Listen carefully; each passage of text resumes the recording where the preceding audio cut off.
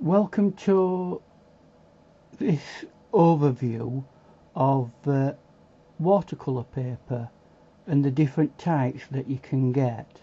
This is a beginner's idea of what kind of paper to go for. What you see in front of me is a pack that I was sent by St Cuthbert Mill in England. Kim kindly sent me a basic set of samples, but these are one of the two types that you can get of watercolor paper. These are cotton, 100% cotton. The other type is 100% cellulose. You can also get a 50-50 blend in some brands. But we'll use this as an example, but be aware that this exists exactly the same in both types, your cellulose and your cotton. Watercolor paper can be blocked off into two separate environments. One is, as you can see there, HP, which means hot pressed. The other is the more common cold press, and what that does is it allows a different degree of smoothness to the paper and how pitted it can be. You may see that as we're looking at this now, but I'm going to bring our first one up, and this is I'll do it in pounds. The other measurement is a measurement we use in the UK, which is grams, but for you guys we'll do it in pounds. So this is an £140 paper, and they are all £140 papers, but if you look carefully at that, it's quite smooth. Now you use that for detailed work,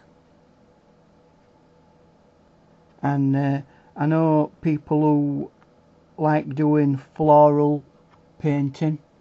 That's something that's definitely a type of paper that you can use. Now with this particular one, that weight is a little bit unusual because normally it's more towards the £90 range of weight. It's more common to see hot press paper as £90, and that means that you may need to stick it down, and when it gets wet it doesn't have an awful lot of resilience towards water, so it bends and buckles, and you can either use some of these strategically placed, or you can use tape to tape it all the way around. And I would use that tape and stick it down right up to the point of probably £200 in weight. When you get to £200 in weight, you don't really need to stick things down because it's pretty heavy duty paper. So that's your hot press, which comes generally in £90, and in this case £140. Moving on to our next paper, and this is like the middle average paper that you will come across, and that's called knot. So it's not very smooth and it's not very rough, So it's the middle ground, and this is the average paper that people will go for. Again, it's £140. So, but as you can see, it's got a nice textured surface, and this is if you're wanting to do a bit of detail, but you're also wanting to have that nice dry brush work. Now, I'll just show you what that actually looks like in a painting, because this painting here is not paper, and you can see that you can get detail, but you can get that dry brush as well, which is nice, isn't it?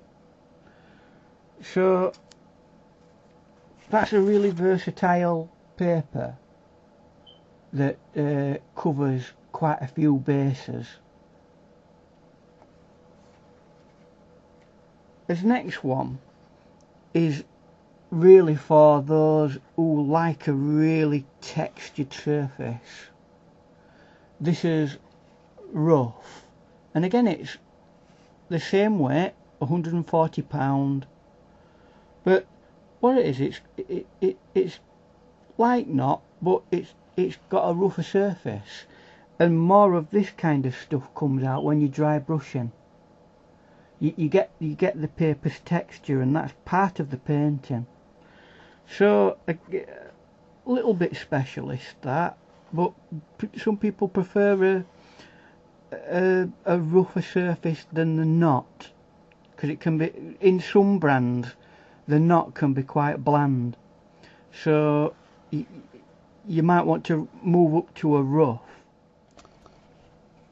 Here is some £200 extra rough, not rough.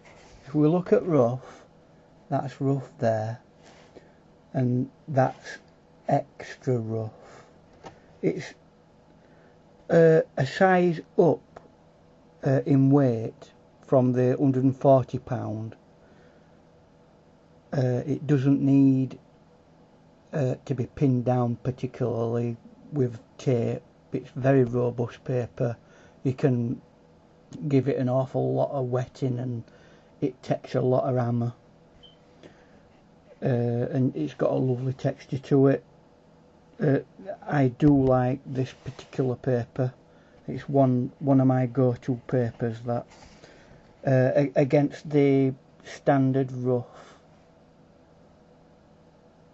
So, but when it comes to crunch, it's up to you and what type of art you want to produce.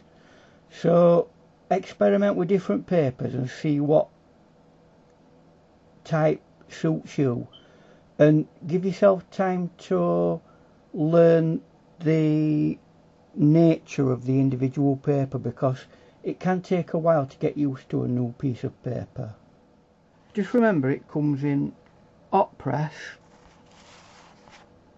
knot that is the middle, and rough, and they all have their individual purposes, and more often than not most people go for the knot, but there's specific reasons why you might go for HP paper like that, or the rough paper, dependent on what you want to do with your artwork. So thank you for watching this video, and we'll see you again in another one coming soon. Bye.